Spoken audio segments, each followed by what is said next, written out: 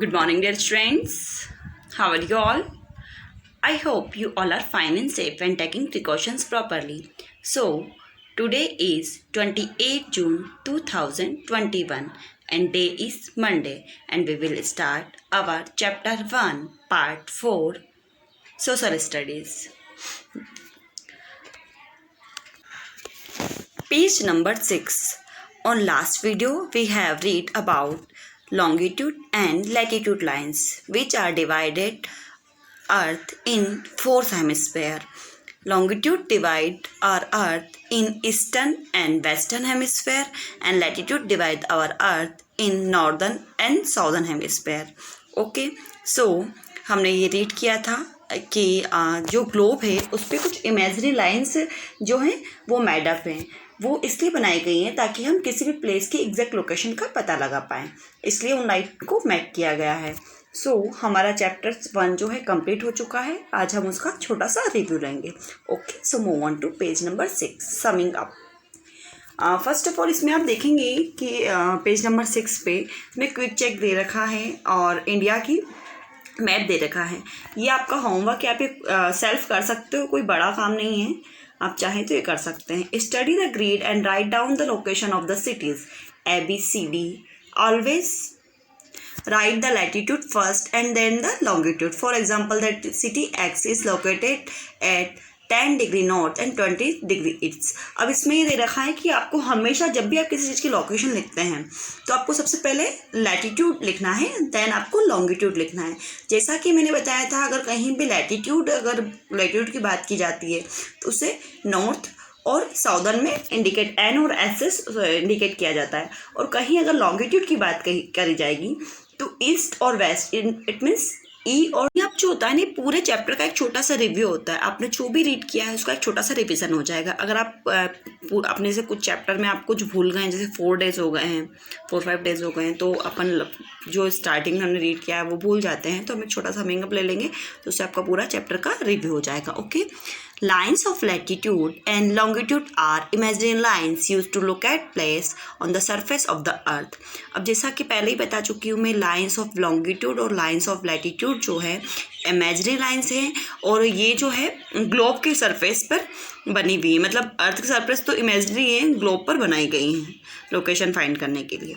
Lines of latitude are imaginary lines drawn on the globe that run parallel to the equator. अब latitude lines जो होती है ना, वो ग्लोब पर बनी हुई है. ये पैरेलल लाइन्स, इनकी इक्वल डिस्टेंस होती हैं और ये they are also known as parallels, इसलिए क्योंकि ये इक्वल डिस्टेंस होती है, मतलब से इक्वल डिस्टेंस में चल रही हैं, बनी हुई हैं, इसलिए इनको पैरेलल्स भी कहा जाता है ना. They mark the distance of a place north और साउथ टू द इक्वेटर. अब ये नॉर्थ से साउथ जो है ना, इक्वेटर से नॉर्थ और साउथ में रन करती हैं. Some of them important parallels are equator, the Tropic of Cancer, the Tropic of Capricorn, the Arctic Circle and the Antarctic Circle. जैसा कि मैंने बताया था कि आपको पिक्चर बनाने के लिए बोला था कि आपको विथ जो है डिग्री लिखना है और उनके विथ नेम टाइटल भी होने चाहिए उसमें. सो इसमें हम लोग टाइटल रीड कर लेते हैं. एक इम्पॉर्टेंट जो लैटिट्यूड उसमें फर्स्ट ऑफ ऑल है 0 degree equator.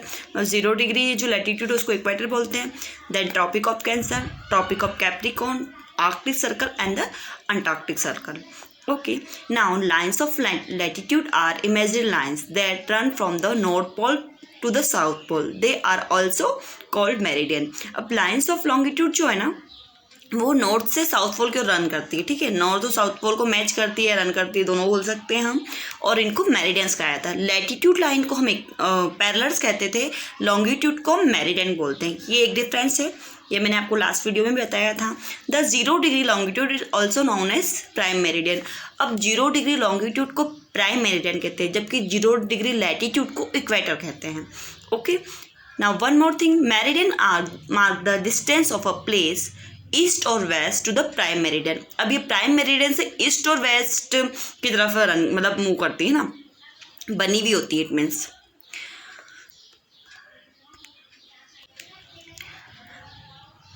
Meridian, the prime meridian and the international date line are the important meridians. अब इम्पॉर्टेंट मेरिडियन लैटीट्यूड में 5 इंपॉर्टेंट मेरिडियन वो लैटीट्यूड थे, पर लॉन्गिट्यूड 2 हैं, जिससे मतलब इंपॉर्टेंट, वैसे तो बहुत सारी लाइन्स है। 0 डिग्री प्राइम मेरिडियन जो है वो GMT, और जो आइडियल इंटरनेशनल डेट लाइन है ना, ये जो है इंपॉर्टेंट मेरिडियंस है।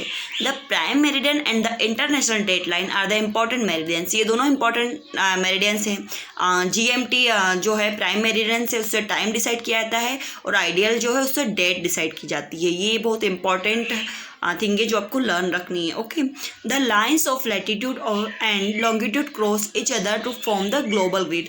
अब लाइन्स और लैटीट्यूड और लॉन्गिट्यूड का जो एक जब इंटरसेक्ट करती है ना, तो एक जो फॉर्म मेक होता है, उसको हम ग्लोबल ग्रिड कहते हैं। जैसा कि आप यहाँ पे देख सकते हैं, ये जो इंटरसेक्ट कर रही ना वर्टिकल और हॉरिजॉन्टल लाइंस, इनको हम ग्रिड कहते हैं। तो our chapter 1 is completed, and now I will send a PDF of question answer and book exercise. You have to do your book exercise only in your social book, and जो question answer हैं वो आपको अपनी social की fair copy में करने हैं। इससे रिलेटेड जो भी आपको पिक्चर हैं वो भी आपको मैक करने हैं, वो भी कलरफुल। ओके, अब इस मतलब कॉपी में राइटिंग करने के लिए आपको फर्स्ट ऑफ ऑल कॉपी पे अपना नेम, सब्जेक्ट मेंशन करना है, क्लास नेम और सब्जेक्ट। उसके अलावा जो है फर्स्ट पेज पर चैप्टर 1 लिख के, चैप्टर का नेम लिख के, उसके बाद आप क्वेश्चन आंसर लिखना स्टार्ट करेंगे। आपको ब्लैक पेन क्वेश्चन के लिए और ब्लू पेन आंसर के लिए यूज़ करना है। क्वेश्चन लिखने के बाद 1 लाइन स्किप करेंगे, देन आंसर के बाद 2 लाइन स्किप करेंगे। आप बहुत नीटली वर्क करेंगे, तभी आपका मतलब आप, क्योंकि इस बार नोट्स लास्ट ईयर भी मिले थे नोट्स के मार्क्स, पर इतने अच्छे से हम लोग दे नहीं पाए थे क्योंकि आपका वर्क बहुत ऐसे बेकार सा था। आप स्टार्टिंग कर रहे थे पेन से लिखने की, तो हो सकता है उस कारण रीज़न रहा हो, पर आपको अभी से मतलब नीट एंड क्लीन जो है नोट्स प्रिपेयर करने, क्योंकि हो सकता है ऑफलाइन क्लास स्टार्ट हो, फिर आपको नई कॉपियाँ नहीं बनानी पड़ेंगी, इसलिए आप उसको नीट एंड क्लीन रखिए। Okay, so thank you for watching, take care yourself, bye bye.